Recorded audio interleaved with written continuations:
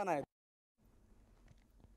अहिल्यानगर जिल्ह्यातील अकोले विधानसभा मतदारसंघात सध्या प्रचार शिगेला पोहोचलाय। त्यावेळी राष्ट्रवादीचे विद्यमान आमदार किरण लहामटे यांनी मतदारसंघात विकास कामांचा डोंगर उभा केल्याचा दावा करत विरोधकांवर त्यांनी टीका केली, तर रोहित पवारांवर सुद्धा त्यांनी निशाणा साधला।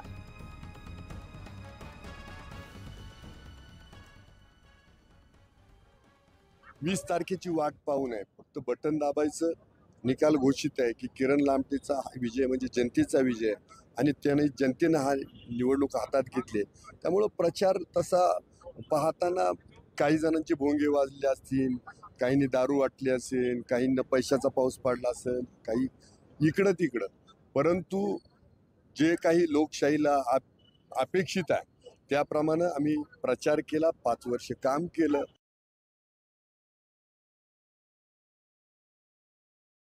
त्यांचा जो हॉटेल व्यवसाय त्याला बऱ्यापैकी सुगीचे दिवस आले, त्याला कारणीभूत आहे किरण लामटे। की जर किरण लामटेने अकोले तालुक्यातले रस्ते केले नसते, बाकीचे पश्चिम पट्ट्यातले रस्ते केले नसते, 2500 कोटीचा निधी आणणं तो 1.5-2 वर्षात एवढं तुम्ही पाहा ना। अकोले तालुक्यात जी कामं चालू आहे, तुम्ही अहिल्यानगर जिल्ह्यामध्ये जाऊन पहा, एकाही मतदारसंघात एवढी कामं चालू नाही, तेवढी कामं चालू झाली। आता फक्त बोलायला काही नाही, खरं तर हेच निष्क्रिय होते, कोरोनाच्या काळात कुठंच नव्हते।